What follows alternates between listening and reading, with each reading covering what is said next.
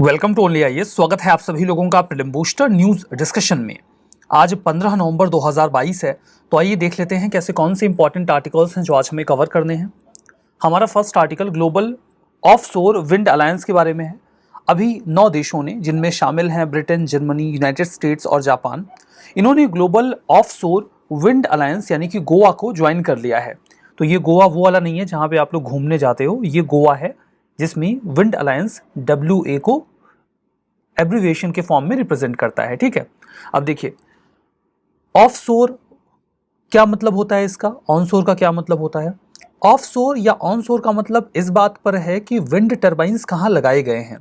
अगर ऑनशोर है इसका मतलब कि समंदर के किनारे यानी कि शोर का जो एरिया है वहाँ पर विंड टरबाइन लगाए गए हैं, और अगर ऑफशोर है इसका मतलब ये है कि आप समंदर में थोड़ा अंदर जाके जो ये टरबाइंस हैं उनको लगा रहे हो। इन जनरल ये शैलो वाटर में लगाए जाते हैं ताकि जो विंड काफ़ी अच्छी फ्लो करती है समंदर के एरिया में उसका इस्तेमाल किया जा सके और बढ़िया तरीके से विंड टरबाइन के माध्यम से बिजली को पैदा किया जा सके। बात करते हैं गोवा के बारे में। ये एक इंटरनेशनल रिन्यूएबल एनर्जी जो कि डेनमार्क में लोकेटेड है और ग्लोबल विंड एनर्जी काउंसिल, इन दोनों का इनिशिएटिव है। इन्होंने मिलकर इसे सेटअप किया है। जो अलायंस है वो government, private sector, international organisations और बाकी के स्टेक होल्डर्स को इकट्ठा करता है ताकि ऑफशोर विंड पावर का इस्तेमाल करके हम बिजली पैदा कर सके जो कि रिन्यूएबल सोर्स है। इसके माध्यम से हमारा टारगेट ये है कि हम 380 गीगावाट तक की बिजली 2030 तक पैदा कर पाएँ इसके माध्यम से ग्लोबल लेवल पे। ऑफशोर विंड एनर्जी का मतलब ये होता है कि विंड फार्म्स को आप वाटर बॉडीज़ के अंदर डिप्लॉय करिए। यहाँ पर जो सी विंड्स होती हैं उनका इस्तेमाल किया जाता है इलेक्ट्रिसिटी को जनरेट करने के लिए। ये जो विंड फार्म्स होते हैं इनमें देखिए 2 तरीके के टरबाइंस अटैच किए जा सकते हैं, तभी आप ओवरऑल इनको विंड टरबाइन बोलते भी हो। एक तो होता है फिक्स्ड फाउंडेशन टरबाइन और दूसरा होता है फ्लोटिंग विंड टरबाइन। फिक्स्ड जो फाउंडेशन टरबाइन होता है उसको बिल्कुल फिक्स कर दिया जाता है एक प्लेटफॉर्म के ऊपर और इन टरबाइंस के ज़रिए जो विंड फार्म्स होते हैं बिजली बनाई जाती है। फ्लोटिंग विंड टरबाइंस ऐसे होते हैं जो कि एक फ्लोटिंग प्लेटफॉर्म पर स्टैब्लिश कर दिए जाते हैं वाटर बॉडीज़ के भीतर ही, और उन्हें अटैच कर दिया जाता है विंड फार्म्स के साथ। तो जो फिक्स्ड फाउंडेशन टरबाइंस होते हैं वो शैलो वाटर में बनाए जाएंगे क्योंकि बहुत गहरा पानी होगा, तो फिर वहाँ पर आप विंड टरबाइन का फाउंडेशन कैसे तैयार करोगे। लेकिन जो फ्लोटिंग विंड टरबाइंस होते हैं इन्हें डीपर वाटर्स में भी स्टैब्लिश किया जा सकता है। हालांकि डीपर वाटर्स में जाके फ्लोटिंग विंड टरबाइंस को स्टैब्लिश करना, इसका ये जो पूरा टेक्नोलॉजिकल इक्विपमेंट है, मैकेनिज्म है, वो अभी भी इन्फेंसी में है। हमने बहुत बढ़िया टेक्नोलॉजिकल एडवांसमेंट्स नहीं किए हैं कि बहुत स्टेबल हम फ्लोटिंग टरबाइंस वगैरह सेटअप कर पाएँ। तो इन जनरल हम जो फिक्स्ड फाउंडेशन टरबाइंस है उनका इस्तेमाल करते हैं, बट यदा कदा जहाँ कहीं पर सही सूटेबल होता है तो ये जो फ्लोटिंग टरबाइंस होते हैं उनको भी स्टैब्लिश किया जाता है। उनको वो जो लंगर लगाते हैं ना उसके ज़रिए एकदम अटैच कर दिया जाता है ताकि वो एक जगह पे स्टेबल रहें और पानी में तैरते रहें। जो ऑफशोर विंड टरबाइंस होते हैं वो इलेक्ट्रिसिटी जो भी प्रोड्यूस करते हैं उन्हें शोर पर, मतलब किनारे के एरिया में जो केबल्स होते हैं इन्हें ओशन फ्लोर के नीचे बरी किया जाता है, उन्हीं के माध्यम से बिजली को किनारे पहुंचा दिया जाता है। और जो कोस्टल लोड सेंटर्स होते हैं वो इलेक्ट्रिसिटी को बाकी जगहों पर डिस्ट्रीब्यूट कर देते हैं। तो इस तरीके से हम इस प्रकार के विंड फार्म्स के माध्यम से बिजली को पैदा करते हैं।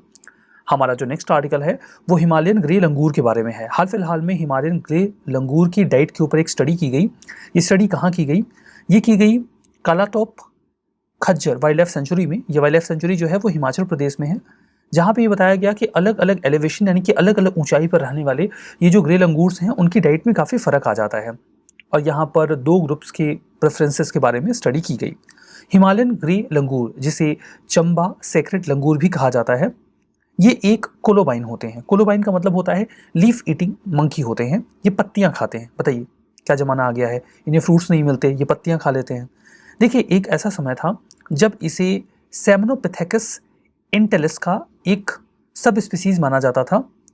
ये जो स्पीसीज़ है इसे बंगाल सेक्रेड लंगूर कहा जाता है या फिर हनुमान लंगूर भी कहा जाता है। तो कुल मिला के जो हिमालयन ग्रे लंगूर हैं इन्हें पहले हनुमान लंगूर की ही सब स्पीसीज़ माना जाता था। हालांकि 2005 में इन्हें एक अलग स्पीसीज़ के रूप में रिकॉग्नाइज कर लिया गया।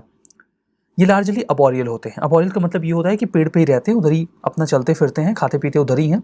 कभी कभार इनका मन करता है तो ज़मीन पे आ जाते हैं, कोई रोकने वाला है। कोलोबाइन मतलब कि लीफ ईटिंग मंकी हैं।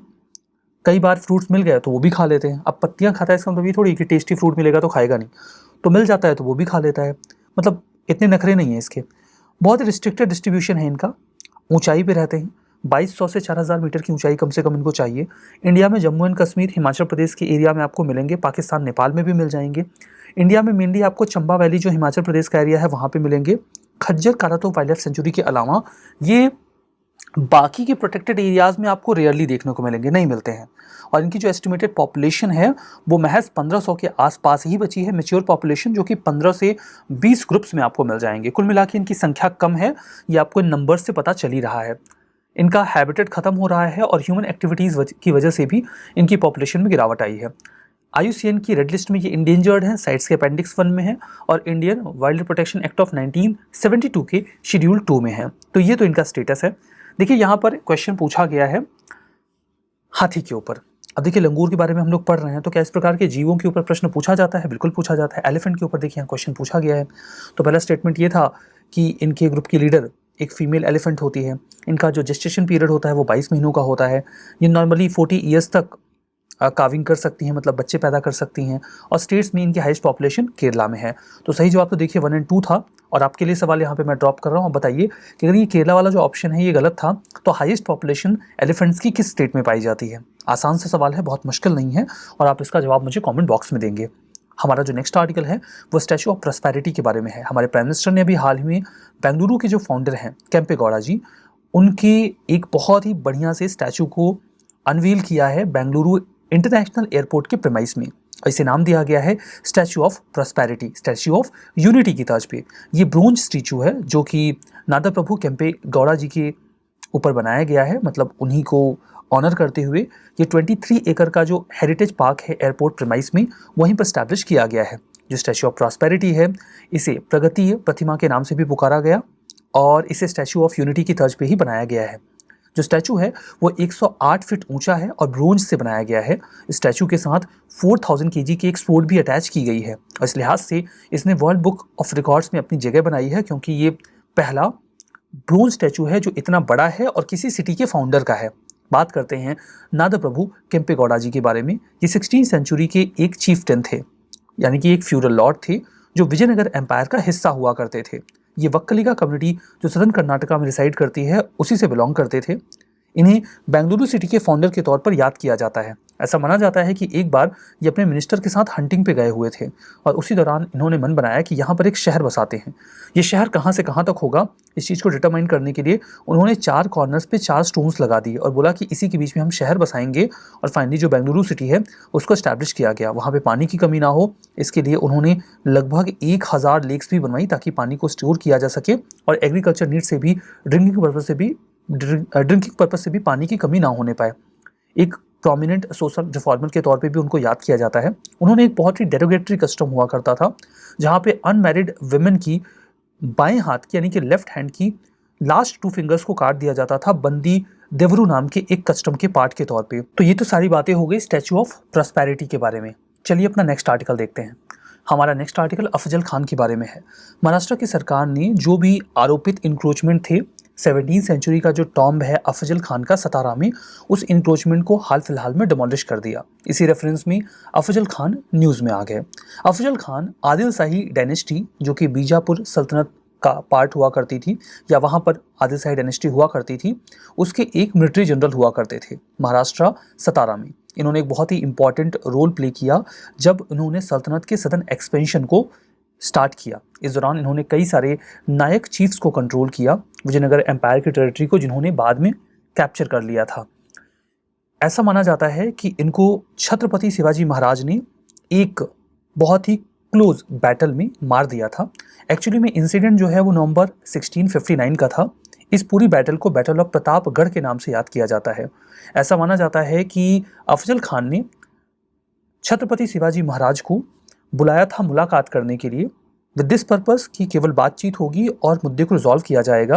लेकिन अफजल खान ने प्लान ये किया था कि शिवाजी महाराज को धोखे से मार देना है। छत्रपति शिवाजी महाराज इस बारे में अवेयर थे, उन्होंने इसके पहले तैयारी कर ली थी और उन्होंने अपने कपड़ों के भीतर एक कवच पहना हुआ था। तो अफजल खान जैसे ही गले मिलता है वो उन्हें पीछे से खंजर से अटैक करता है। हालांकि वो उस अटैक को सर्वाइव कर ले जाते हैं बिकॉज वो उसके लिए तैयार थे। उसके बाद छत्रपति शिवाजी महाराज ने जब काउंटर अटैक किया तो उसमें अफजल खान को मार दिया गया। हालांकि अफजल खान के बारे में छत्रपति शिवाजी महाराज भी एक्नॉलेज करते थे कि हाँ वो एक बहुत ही अच्छा मिलिट्री कमांडर था, and that is the reason कि बाद में शिवाजी महाराज ने एक टॉम और एक टावर अफजल खान के ऑनर में बनवाया, जिसे अफजुल बुरुज के नाम से प्रतापगढ़ में पुकारा जाता है। तो 10 नवंबर को छत्रपति शिवाजी ने अफजल खान को बैटल ऑफ प्रतापगढ़ में मारा। इसे शिव प्रताप दिन के नाम से भी याद किया जाता है। जो टॉम्स ऑफ खान है, एक्चुअली में इनके जो बॉडीगार्ड थे सैयद, उनका भी जो टॉम्ब है वो बिल्कुल पास में ही है, प्रतापगढ़ फोर्ट के नज़दीक में ही, तो वो भी वहीं पर बनाया गया है। ठीक है, तो ये तो पूरा मामला जो है वो अफजल खान का हो गया। हमारा जो नेक्स्ट आर्टिकल है वो इंडियन टी एसोसिएशन के बारे में है। यूनियन मिनिस्टर ने भी हाल ही में इंडियन टी एसोसिएशन का जो एक international small T growers convention था उसको एड्रेस किया। बात करते हैं इस एसोसिएशन के बारे में। ये एसोसिएशन 1881 में फाउंड किया गया था और काफ़ी प्रीमियर और ओल्डेस्ट ऑर्गेनाइजेशन है जो टी प्रोड्यूसर्स के लिए इंडिया में बनाया गया है। इसके मल्टी डायमेंशनल रोल हैं। ये पॉलिसीज़ बनाता है, एक्शंस इनिशिएट करता है कि किस प्रकार से इंडस्ट्री की डेवलपमेंट और ग्रोथ को इंश्योर किया जाए। आइए बात करते हैं टी इंडस्ट्री की इंडिया में क्या सिचुएशन है। इंडिया दूसरा सबसे बड़ा प्रोड्यूसर है टी का ग्लोबल लेवल पे। चलिए, अब यहाँ पर दूसरा सबसे बड़ा आ गया है तो आपके मन में एक सवाल तो आ ही गया होगा, और ये सवाल मैं आपसे पूछने वाला भी हूँ। आप बताएंगे कि पहला सबसे बड़ा यानी कि लार्जेस्ट जो टी प्रोड्यूसर है ग्लोबल लेवल पे वो कौन है, अगर इंडिया सेकंड लार्जेस्ट प्रोड्यूसर है तो। लेकिन मैं आपको बता दूं कि इंडिया सेकंड लार्जेस्ट प्रोड्यूसर होने के बावजूद बहुत ज़्यादा टी एक्सपोर्ट नहीं करता, क्योंकि 80% तो हम खुद ही कंज्यूम कर लेते हैं, खुद ही पी जाते हैं। टी लेवर्स नाम की एक प्रजाति पाई जाती है भारत में, जो कि मई और जून के महीने में भी चाय के साथ बेवफाई नहीं करती, और यही कारण है कि हम ज़्यादातर चाय तो खुद ही पी जाते हैं और एक्सपोर्ट करने को कुछ खास बचता नहीं है। जो जियोग्राफिकल इंडिकेशन है वो दार्जिलिंग टी को दे दिया गया। बहुत ही प्राइम क्वालिटी की टी होती है दार्जिलिंग टी। इसे शैंपेन ऑफ टी के नाम से भी पुकारा जाता है, क्योंकि इसका जो फ्रेग्रेंस होता है बहुत ही बढ़िया होता है, और जीआई टैग अटेन करने वाला ये भारत का पहला प्रोडक्ट भी बन गया था। इसके 2 वेरिएंट्स आते हैं, ग्रीन और वाइट टी। ग्रीन टी वो जिनको वेट हल्का करना होता है, हालांकि होता नहीं है इससे, बट वो लोग इसको पीते हैं। वाइट टी में उसके जो पत्ते होते हैं ना, जो बहुत मतलब नए नए पत्ते होते हैं, बर्ड्स होते हैं, उन्हीं को तोड़ लेते हैं और उससे वाइट टी बनाई जाती है। काफ़ी एक्सपेंसिव मिलता है वाइट टी, क्योंकि उसमें बर्ड्स का इस्तेमाल किया जाता है, टी के प्लांट के। ठीक है, मतलब जो छोटे पत्ते होते हैं उनका इस्तेमाल किया जाता है। तो जो रेगुलेशंस हैं इंडस्ट्री के ऊपर वो टी बोर्ड ऑफ इंडिया के द्वारा लगाए जाते हैं कि किस प्रकार से भारत में टी इंडस्ट्री को प्रमोट किया जाएगा। अब देखिए, टी बोर्ड ऑफ इंडिया क्या है। टी बोर्ड ऑफ इंडिया एक स्टैच्यूटरी बॉडी है जो मिनिस्ट्री ऑफ कॉमर्स के तहत काम करती है। इसे 1953 में बनाया गया और इसने 1954 से अपना काम शुरू कर दिया। इसका विजन ये है कि इंडिया को दुनिया में एक लीडिंग टी प्रोड्यूसर कंट्री बनाया जाए, और इसके लिए वो कई सारे प्रोग्राम्स भी चलाते हैं। इसमें 31 मेंबर्स होते हैं, जिसमें एक चेयरमैन भी शामिल होते हैं। जो मेंबर्स होते हैं वो मेंबर ऑफ पार्लियामेंट हो सकते हैं, T producer, T trader, T broker, consumer और गवर्नमेंट के रिप्रेजेंटेटिव्स भी इसका हिस्सा होते हैं। इस टी बोर्ड को हर 3 साल में एक बार रिकॉन्स्टिट्यूट किया जाता है। जो ऑफिसर होते हैं, ऑफिसेज जो इंडिया में हैं इनके, वो तो देखिए इसका हेडक्वार्टर तो कोलकाता में है और 17 अलग अलग ऑफिसेज भी हैं। इसके 2 विदेशों में भी ऑफिस हैं, एक है दुबई में और दूसरा है मॉस्को में।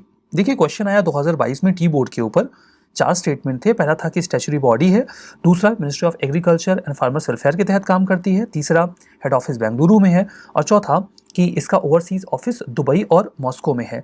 सही आंसर तो देखिए यहाँ पे डी था, यानी कि 1 और 4, 2 और 3 गलत है, बिकॉज मिनिस्ट्री ऑफ कॉमर्स के तहत है तो ये गलत हो गया।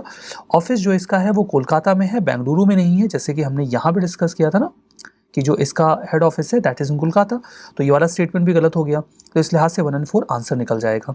हमारा जो नेक्स्ट आर्टिकल है वो methane alert and response system के बारे में है। यूनाइटेड नेशंस अभी एक सैटेलाइट लॉन्च करने वाला है, जिसकी मदद से ग्लोबल लेवल पे कहीं पर भी मीथेन का बहुत ज़्यादा एमिशन हो रहा होगा तो हम उसे ट्रैक कर पाएंगे। डेटा टू एक्शन प्लेटफॉर्म है, जो डेटा कलेक्ट किया जाएगा उसके बेसिस पे हम एक्शन लेंगे।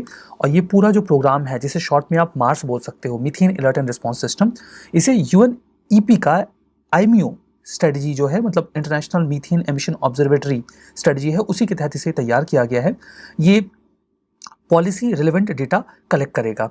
ये गवर्नमेंट कंपनीज और ऑपरेटर्स को अलर्ट कर देगा कि देखो यहाँ पर बहुत ज़्यादा गैस मीथेन एमिट हो रहा है, आप इसको रोकिए।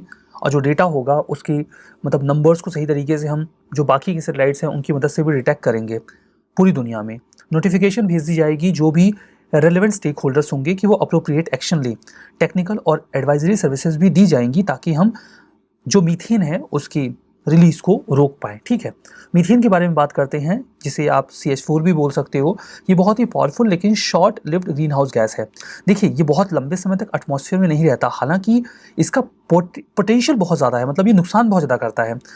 इसका छोटा सा पोर्शन ही ह्यूमन इंड्यूस्ड होता है, बाकी तो ये नेचुरली भी इमिट होता ही रहता है। लेकिन कार्बन डाइऑक्साइड की तुलना में ये 80 गुना ज़्यादा पोटेंशियल है इसके पास ग्रीन हाउस गैस के तौर पर। मतलब ये अर्थ को गर्म करने में 80 टाइम्स ज़्यादा कंट्रीब्यूट करता है CO2 की तुलना में। जो भी ग्लोबल एवरेज टेम्परेचर बढ़ा है प्री इंडस्ट्रियल एरा से लेके अभी तक, उसमें आधा टेम्परेचर बढ़ाने का जो काम है वो मीथेन ने ही किया है। यू कैन अंडरस्टैंड कि कितना नुकसानदेह है। हमारा next article currency monitoring list के बारे में है।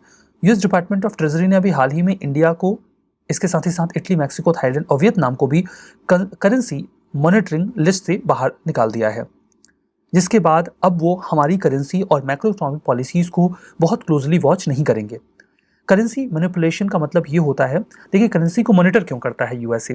कई सारी कंट्रीज़ की करेंसीज को यूएसए मॉनिटर करता है ये देखने के लिए कि कहीं वो देश अपनी करेंसी को मैनिपुलेट तो नहीं कर रहा। कई सारे देश जानबूझकर अपनी करेंसी की वैल्यू को या तो घटाते या बढ़ाते हैं, डिपेंड्स कि उनको क्या करना है।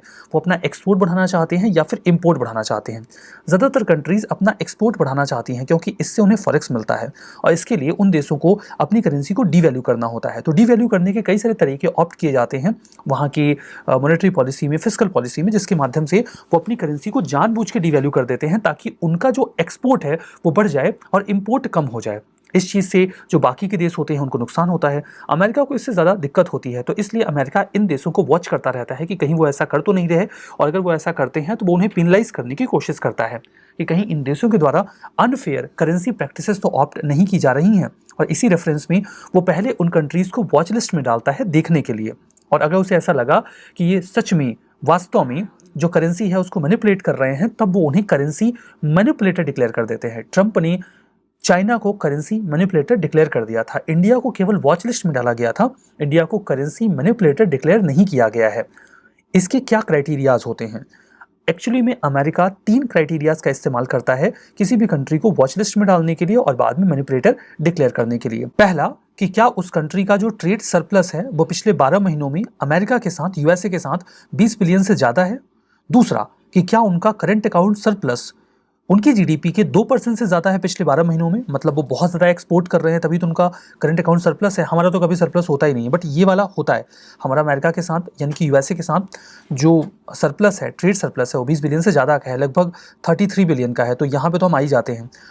तीसरा, कि क्या वो जो गवर्नमेंट है वो बहुत ज़्यादा फॉरेन करेंसी परचेज कर रही है ताकि वो अपनी करेंसी को अपने हिसाब से मॉड्यूलेट कर सकें, और क्या ये जो परचेज़ है वो उनकी जीडीपी के 2% से ज़्यादा का है।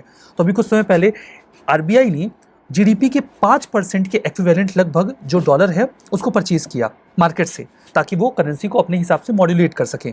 तो इस क्राइटेरिया को भी फुलफिल कर लिया गया। तो अगर कोई कंट्री इन 2 क्राइटेरियाज को फुलफिल कर लेती है तो यूएसए उन्हें करेंसी मॉनिटरिंग वॉच लिस्ट में डाल देता है, जैसा कि उन्होंने इंडिया को रख दिया था बट अभी बाहर कर दिया है। तो ये तो पूरा मामला करेंसी मॉनिटरिंग लिस्ट का हुआ। आइए रिवीजन करते हैं। ग्लोबल ऑफशोर विंड अलायंस, इसे इरेना और ग्लोबल विंड एनर्जी काउंसिल ने सेटअप किया है, सही बात है। हिमालयन ग्रे लंगूर वल्नरेबल है, एकदम गलत, इंडेंजर्ड है। Statue of prosperity Kempe Gowda ji के ऑनर में, बिल्कुल सही बात है। Tea board of India non statutory body है, शुद्ध रूप से गलत है, स्टैच्यूरी बॉडी है। Methane and climate change long lived greenhouse gas है, बिल्कुल गलत है, short lived greenhouse gas है, लेकिन पोटेंशियल इसका कार्बन डाइऑक्साइड से 80 गुना ज़्यादा है। तो हमारा आज का ये सेशन यहाँ पे समाप्त होता है। बहुत बहुत धन्यवाद।